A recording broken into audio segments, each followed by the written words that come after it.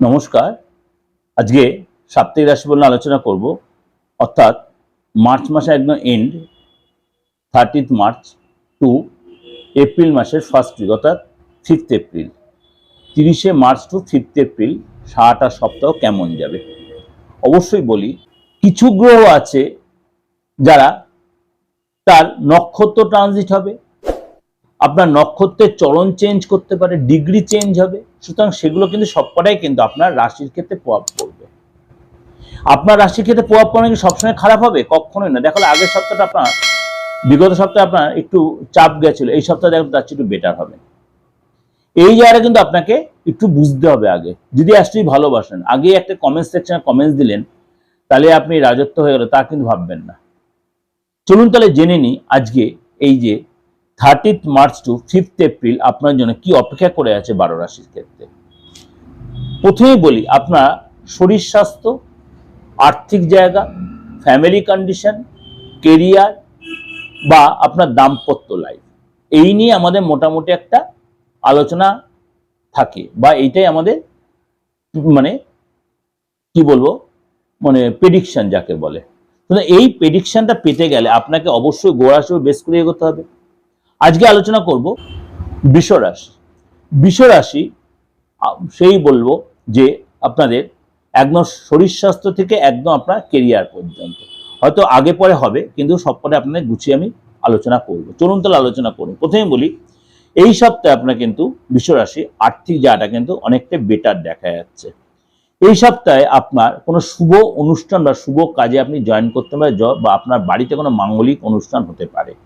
এই সপ্তাহে আপনার মানে মানে নেগেটিভ ওয়েতে হাঁটবেন না, নেগেটিভ ওয়েতে হেঁটে অর্থ কামানোর চিন্তা না করাটাই ভালো। অর্থ আসবে নেগেটিভ ওয়েতে, পরে কিন্তু এটার জন্য আপনার চাপ হতে পারে।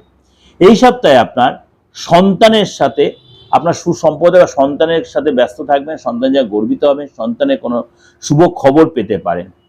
আইনি ঝামেলায় আপনি কিন্তু এই সপ্তাহে যে কোনো আইনি ব্যাপার প্রক্রিয়া থেকে থাকে আপনার এই সপ্তাহে আপনাকে আপনাকে ডিলে করতে হবে। আপনি এই সপ্তাহে ডেটটা ডিলে করবেন বা এই সপ্তাহে কোনো মুভমেন্ট না করা বেরো, তাহলে সেটা আপনার বিপক্ষে বা ডিসফেভার হতে পারে। সতর্ক থাকবেন। শরীর স্বাস্থ্য নিয়ে একটু যত্নশীল হবেন। অনেক বেশি দৌড় যাওয়া, অনেক বেশি টেনশন যাওয়া, শরীরটা একটু ডিস্টার্ব হতে পারে। মানে আপনার যে ডায়াবেটিস বা প্রেশার বা কোলেস্ট্রল এই ধরনের কিছু ব্লাড প্রেশার যদি থেকে থাকে, অবশ্যই আপনি সেই মেডিসিন নেবেন। অবশ্যই ডাক্তারের কাছে যাবেন, কারণ টেস্ট করাতে হতে পারে, এগুলো আপনাকে করতে হতে পারে। বেশি রাগ জেদ করবেন না, ইরিটেটেড হবেন না। এই সপ্তাহে আপনার ব্যবসার ক্ষেত্রে কিন্তু আপনার মোটামুটি নর্মাল দেখা যাচ্ছে। আর্থিক যাটা আপনার ট্রানজাকশনে আপনার সতর্ক থাকবেন, তাহলে আপনার মোটামুটি ব্যবসা যারা ঠিকই আছে, অর্থ নর্মালি আসবে। বসের সাথে বা কর্মচারীদের সাথে আপনার কথাবার্তার সাথে সংযত থাকবেন। হয়তো আপনার কোনো চাপ সৃষ্টি করলো, আপনার তারা কোনো কনস্ট্রিক করতে, আপনার লেকপুল করতে, সেটা আপনি কিন্তু মাথা ঠান্ডা করে করবেন, নাহলে কিন্তু পরে আপনার উপর প্রেশারকে বা অফিস পলিটিক্সে নিজেকে একটু এড়িয়ে চলবেন। এই সপ্তাহে কিন্তু আপনার মানে আইনি ঝামেলা বা ফালতু ঝামেলা, তর্ক বিতর্ক, এগুলোকে এড়িয়ে চলে মাথা ঠান্ডা রাখবেন। এই সপ্তাহে আপনার মনে হয় ঠিকঠাক দেখা যাচ্ছে। প্রতিষ্ঠা লাভ হবে। বিদ্যার্থী যারা আছে এই সপ্তাহ আপনাকে একটু মানে মনটা অস্থির হয়ে থাকবে, পড়াশোনায় মন বসবে না, একটু নেগেটিভ সিচুয়েশন থেকে সাবধানতা অবলম্বন করতে হবে। অর্থাৎ পড়াশোনা আপনাকে মন বসাতে হবে, অন্যদিকে উড়ু উড়ু মন করবেন না। আপনি কোনো রিলেশনে থেকে থাকেন, যারা পড়াশোনা করছেন, সেই জায়গাটা একটু চেপে রেখে নিজের পড়াশোনায় যদি আপনি কনসেন্ট্রেট করেন, সেখানে অনেক বেশি আপনি সাপোর্ট পাবেন বা অনেকটা আপনি এগিয়ে যেতে পারেন, নাহলে কিন্তু পড়াশোনাটা আপনার অনেকটাই হ্যাম্পার হতে পারে। 30 তারিখ এবং 31 তারিখ অর্থাৎ 30শে মার্চ এবং 31শে মার্চ আপনার কিন্তু মানে একটু সতর্ক থাকতে হবে।